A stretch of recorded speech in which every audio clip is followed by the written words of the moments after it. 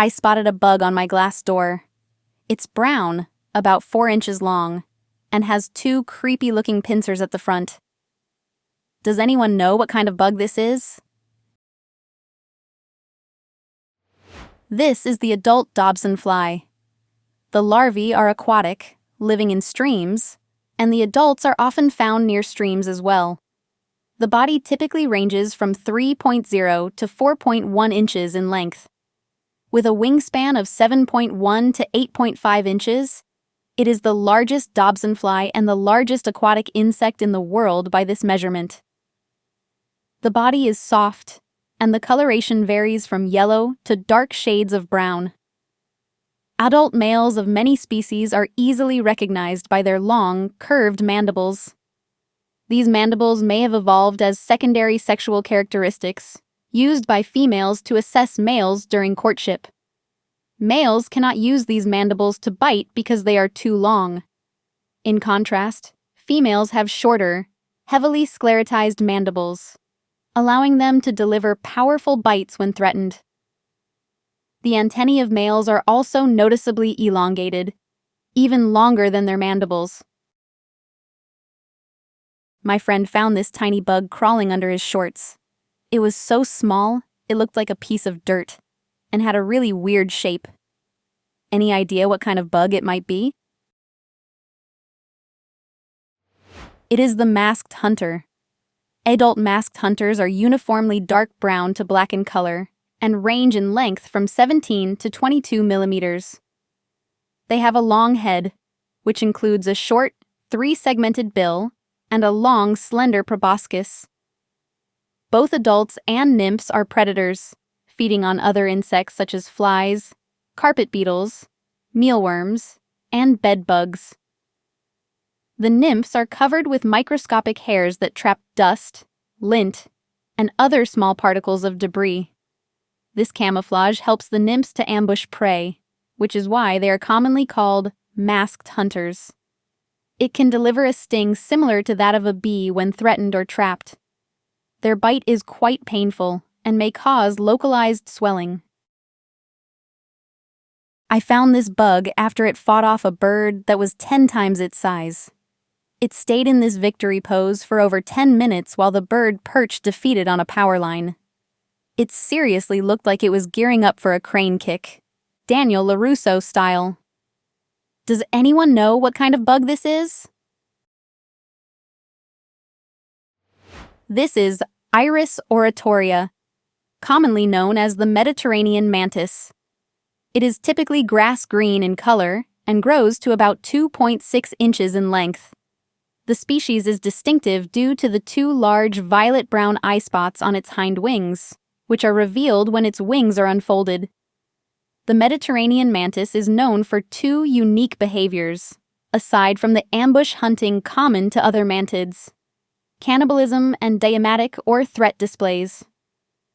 When threatened, the mantis initiates a complex series of actions that create a startling deimatic display. It faces the aggressor, arches its back, curls its abdomen upwards, raises and waves its forelimbs, and lifts its wings to reveal the large, brightly colored eye spots on its hindwings.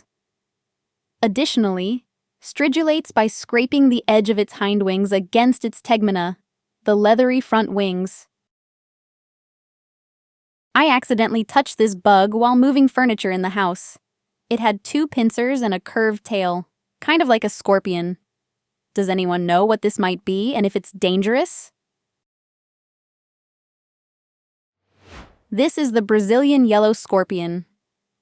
Adults typically measure between 2 to 3 inches in length. Its coloration features pale yellow legs, 8 in total, and pedipalps, with a darker shade of yellowish-brown on the trunk, fingers, and tip of the tail. The scorpion has a bulbous tail, often carried in a characteristic forward curve over its back. The tail is segmented, with prominent ridges and serrations, and is tipped with a venom-injecting barb capable of immobilizing prey or delivering defensive strikes. Its venom is extremely toxic, making it the most dangerous scorpion in South America and responsible for the highest number of fatal cases. My dad found this tiny bug crawling on his hand while driving.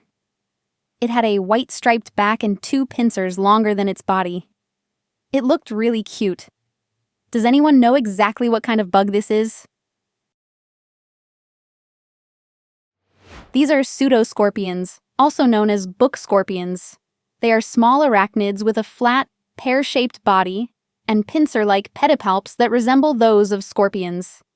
They typically range from 0.08 to 0.31 inches in length. A pseudoscorpion has 8 legs, each with 5 to 7 segments. They also have 2 very long pedipalps with palpal cheelae, which strongly resemble the pincers found on a scorpion. Pseudoscorpions are generally beneficial to humans as they prey on clothes, moth larvae, carpet beetle larvae, book lice, ants, mites, and small flies. While they are common in many environments, they are rarely noticed due to their small size. I found this little creature in a bag of potting medium. It has a red body with a brown stripe on its back and tiny little feet. It was crawling around and trying to bury itself in the soil. Does anyone know what kind of creature this is? This is Onychophora, commonly known as velvet worms. They are a phylum of elongate, soft-bodied, many-legged animals. They reach lengths ranging from 0.04 to 8.66 inches, depending on the species.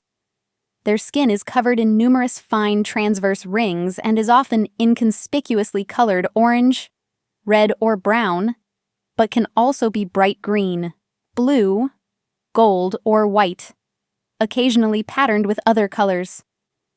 In appearance, they have been compared to worms with legs, caterpillars, and slugs. On the third head segment, to the left and right of the mouth, are 2 openings called oral papillae, each containing a large, heavily branched slime gland. These slime glands are located roughly in the center of the velvet worm's body and secrete a milky white slime. The slime is used both to ensnare prey and to serve as a defensive distraction.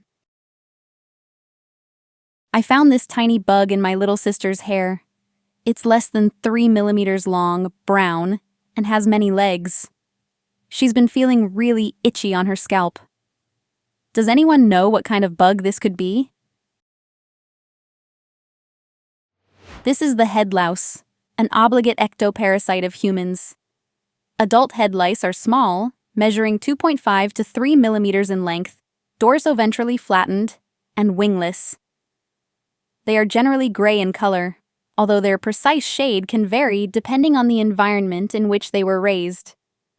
Head lice spend their entire lives on the human scalp and feed exclusively on human blood.